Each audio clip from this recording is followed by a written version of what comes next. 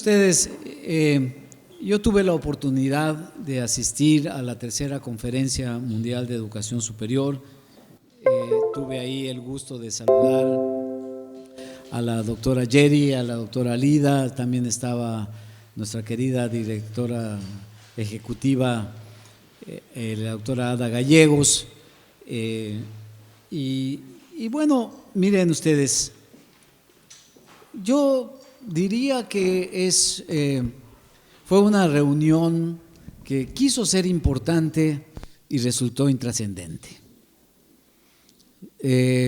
Yo la calificaría, si ustedes me piden un balance, no sé, veloz sobre esto, porque en realidad nunca tuvo la intención, por omisión o por comisión, de tener realmente un eje o una serie de ejes de discusión centrales o fundamentales para la educación superior en el mundo.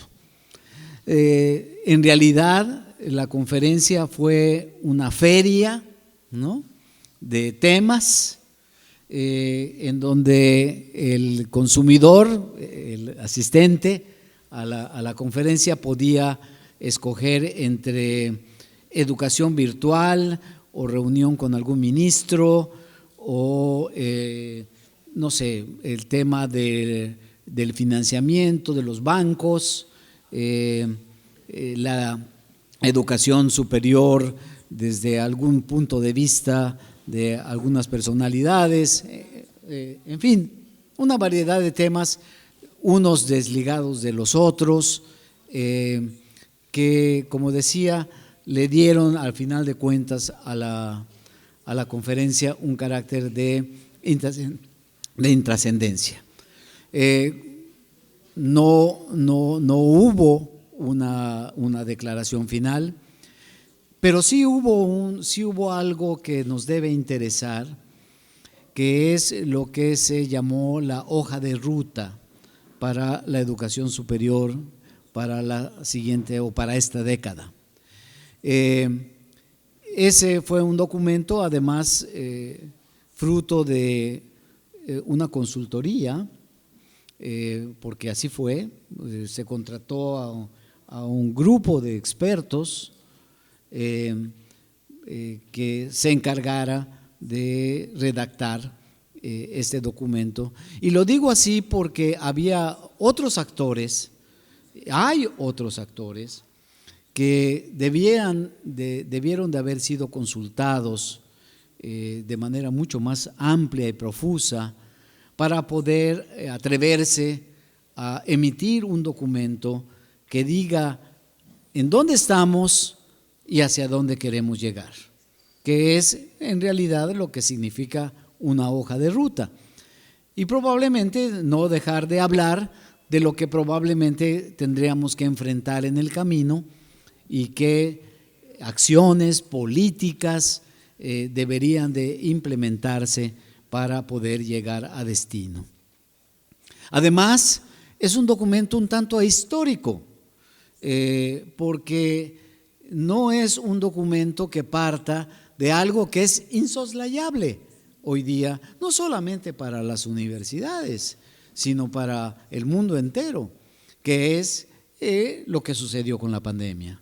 O sea, aparece en la hoja de ruta, no hay una mención al tema de la pandemia, que, como sabemos, afectó gravísimamente a las sociedades enteras, más aún en las regiones desiguales o más desiguales y pobres, como lo es la nuestra, infelizmente, la de América Latina y el Caribe, y que por supuesto no solamente hizo luz o arrojó luz sobre la gravedad de lo que ya sabíamos que teníamos, pero que se profundiza con la pandemia, sino además las cosas que ocurrieron y que inevitablemente marcan nuevos rumbos o deben de por lo menos plantear la necesidad de pensar en nuevos rumbos que tiene que adoptar la educación superior. Llámese en gobernanza universitaria, llámese en estructuras curriculares, llámese en temas de organización universitaria que tenemos hoy día.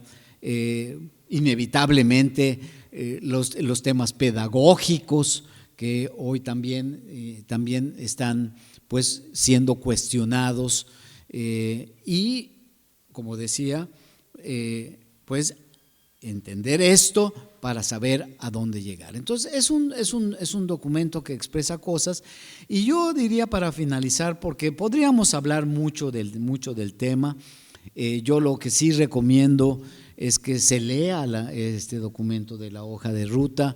Está a disposición de todos ustedes en la página de la UDUAL, udual.org. Ahí pueden ustedes leer este documento, que me parece obligado a hacerlo, pero decía, contiene también expresiones que a mi juicio resultan un tanto preocupantes, y que pareciera querer hacernos retroceder a lugares que ya las universidades latinoamericanas habían superado durante ya por lo menos 2 décadas o más. Y doy 2 ejemplos solamente para decir algunas ausencias. Uno, el que acabamos de discutir con los invitados que tuvimos, en este caso a distancia, el tema de la autonomía universitaria, ¿no? No aparece el tema de la autonomía universitaria. Está ausente también una definición clara y rotunda acerca de que la educación es un derecho social, ¿no? Aparece como un bien común, es decir, algo como si estuviera en una tienda, ¿no? Llámese lo que ustedes quieran, y uno va y lo adquiere, ¿no? Si tiene la capacidad de hacerlo. Y un tercer asunto que resulta todavía más preocupante es el tema del financiamiento a la educación.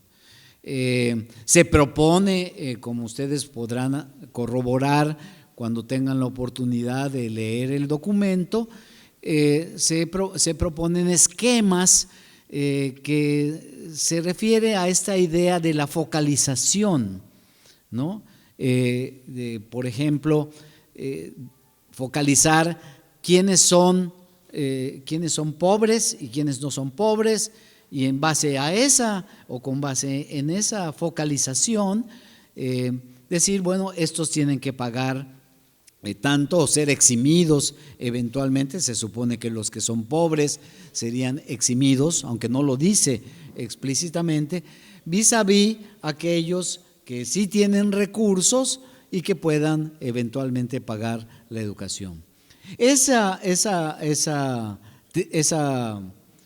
abordaje al problema para diferenciar esto que es un sistema de financiamiento, ¿no?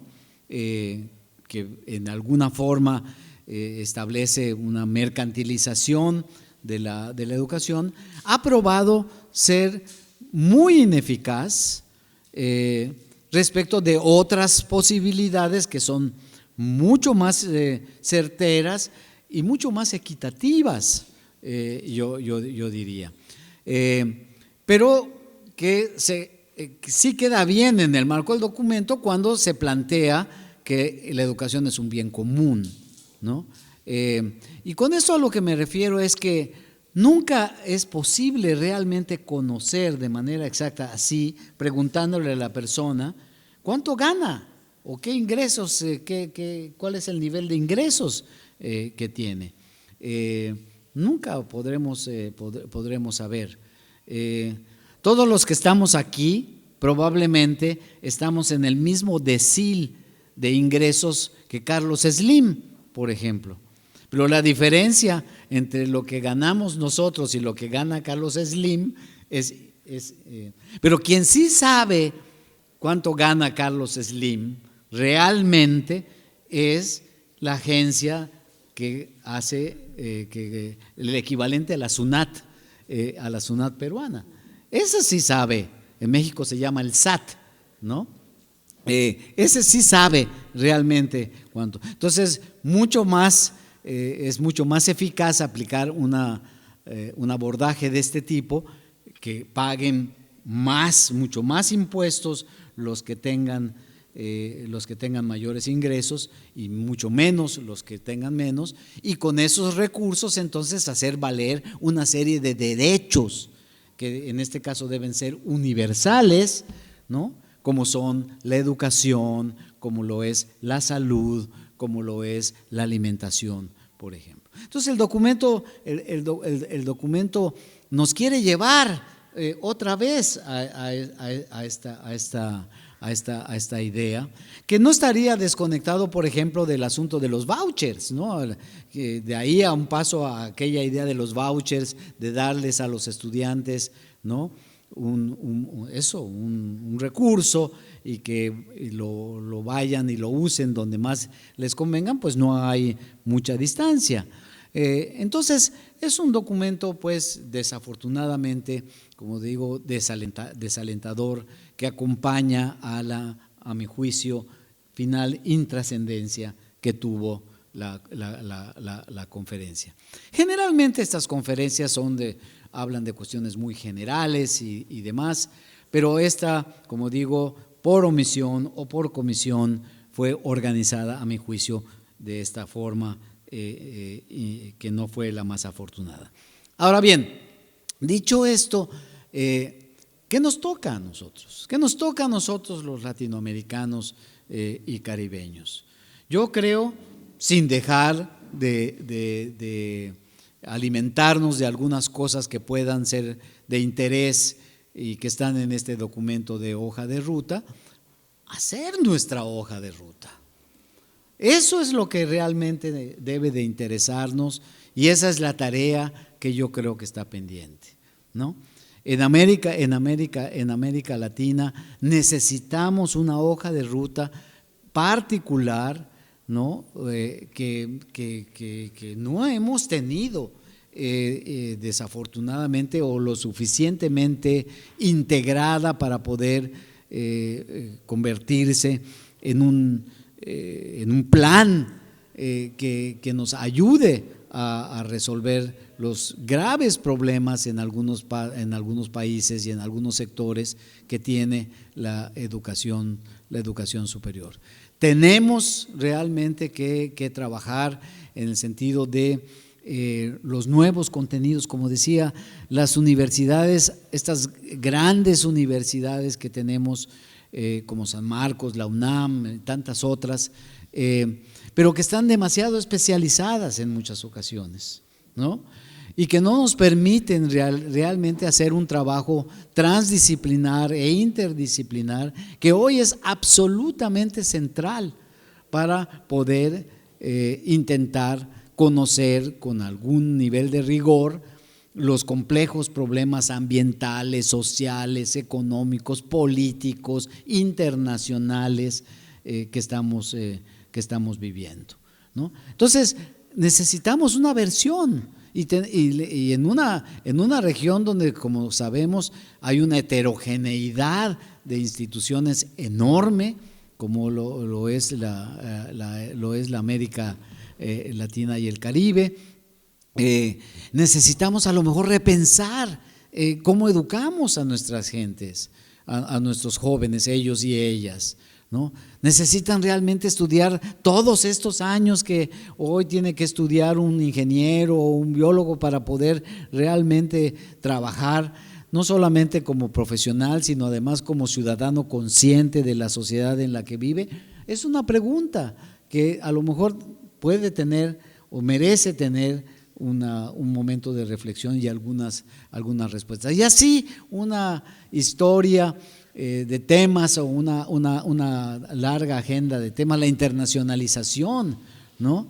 esta internacionalización que hay que corregir. En América Latina, desafortunadamente, muchas universidades miran más al norte y a Europa que a América Latina y el Caribe, ¿no? Y no es porque no tienen que mirar hacia el norte y hacia Asia, al este y al oeste y demás, pero no hay que perder la identidad, señores. O yo creo eso, no hay que perder la identidad. Hay que ser globales, pero sin dejar de ser peruanos, mexicanos, bolivianos, y todo lo que eso implica, la historia, la cultura, nuestros saberes, en fin, tantos. ¿Cómo hacerle con el tema de la tecnología? ¿No? ¿Es la solución? ¿No? Y bueno, si es la solución, entonces estar aquí reunidos probablemente no tiene sentido, ¿no? Bastaría conectarnos a una plataforma de estas digitales que tenemos y escuchar a alguien o a un grupo de personas que nos diga algún tema que nos interese. Y esta interacción y ver a los jóvenes bailando y de eso habría que olvidarnos. Entonces, hay que hacer esa hoja de ruta, ¿no? Esa es la tarea realmente que nos toca. Barcelona, no hay que preocuparse mucho por Barcelona, como les digo, no dejó una impronta que uno diga es inevitable, ¿no? Hablar de la educación sin pasar por Barcelona, yo no lo creo, ¿no? Más bien usemos nuestras energías, usemos nuestras capacidades para hacer la propia hoja de ruta que tome en cuenta todo esto que nos ha pasado, que ha sido muy grave y que va a dejar secuelas muy graves hacia el futuro, cómo podemos corregirlas y las oportunidades que se presentan para hacer nuevas transformaciones o hacer transformaciones que traigan novedades en la educación superior de nuestros jóvenes, ellos y ellas. Eso es lo que yo podría decirles así de manera muy breve, porque puedo hablar mucho más de ello y estoy seguro que la doctora Yeri y la doctora Alida, que estuvieron ahí, y Ada, podrían también contribuir de manera muy amplia, pero también creo que es importante respetar el horario que tenemos para no perder a nuestros ponentes. Bueno, pues muchas gracias y reitero, lean el documento que se llama pomposamente o fastuosamente hoja de ruta, pero que a mi juicio está lejos de serlo. Muchas gracias.